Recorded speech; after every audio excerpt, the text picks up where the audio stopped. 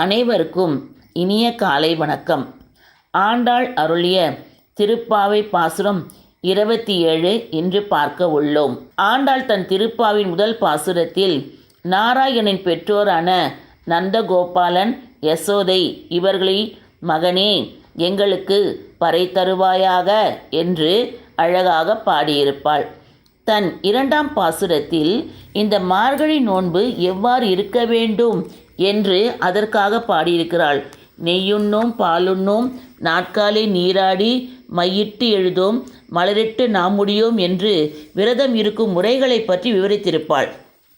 தன்னுடைய மூன்றாம் பாசுரத்தில் நாடு நன்றாக இருக்க வேண்டும், மழை மும்மாறி பொழிய வேண்டும், பசுக்கள் பாலை கறந்து குடம் நிறைய மக்கள் மகிழ்ச்சியோடு வாழ வேண்டும் என்று கூறியிருப்பாள்.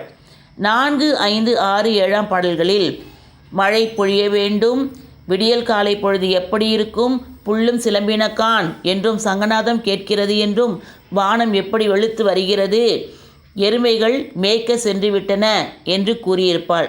தன்னுடைய 9 முதல் 15ஆம் பாசுரத்தில் தோழிகள் ஒவ்வொருவர் செய்கின்ற செயல்களை கூறி அவர்கள் அனைவரையும் எழுப்பி கோயிலுக்கு அழைத்து சென்று இறைவனை பாட வேண்டும் என்று அழைப்பதாக இருக்கும்.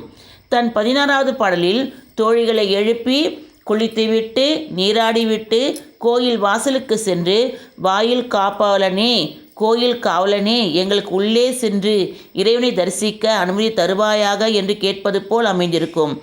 17, 18, 19 பாடல்களில் கோயிலுக்கு உள்ளே சென்ற பிறகு நாராயணனுடைய மணாளன் நப்பினை மணாளனே என்று கூறி அவனை எழுப்பி எங்களுக்கு ஆசீர்வாதம் செய்யும்படி அருள் தருவாயாக என்று கேட்பது போல அமைந்துள்ளது.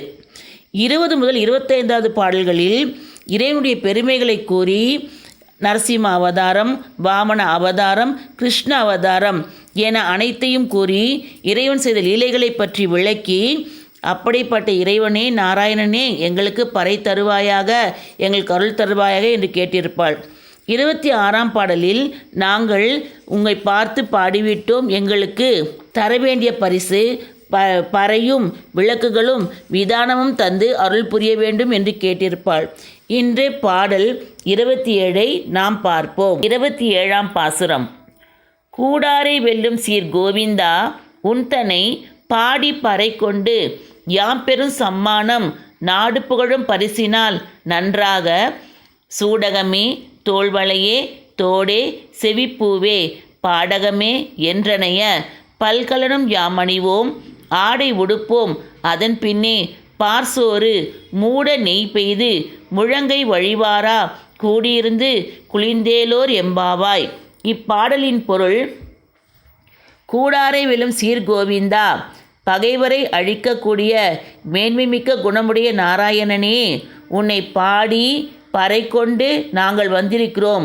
எங்களுக்கு பெறுகின்ற சன்மானம் என்னவென்றால் நாடு புகழும் பரிசு தேவைப்படுகிறது. அதுவும் என்ன என்றால் சூடகம், தோள்வளை, தோடு, செவிப்பூவு, பாடகம் என்று பல வகையான அணிகலன்களை எங்களுக்கு தந்து அருள் புரிவாயாக.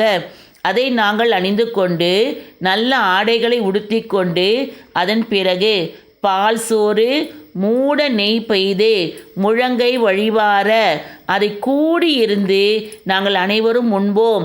எனவே எங்களுக்கு அருள் புரிந்து எங்களை ஏற்றுக்கொள்வாயாக என்று ஆண்டாள் பாடுவது போல் இப்பாடல் அமைந்துள்ளது. மாணிக்க வாசகரின் திருப்பள்ளி எழுச்சி 7ஆம் பாசுரம். அது பழச்சுவையென அமுதென அரிதற்கு அரிதென எளிதென அமரரும் அறியார், இது அவன் திருவுரு இவன் அவன். எனவே எங்களை ஆண்டு கொண்டு இங்கு எழுந்தருளும் மதுவளர் பொழில் திரு உத்தரகோச மங்கையுள்ளாய் திருப்பெருந்துறை மன்னா, எது எமை பணிகொள்ளும் ஆறது கேட்போம் எம்பெருமான் பள்ளி எழுந்தருளாயே. இப்பாடலின் பொருள்: இறைவா, இறை என்றால் பழங்களின் சுவையோ அமுதமோ அறிய முடியாதவனோ எளிதில் அடையக்கூடியவனோ என்பதையெல்லாம் தேவர்கள் கூட அறிய மாட்டார்கள்.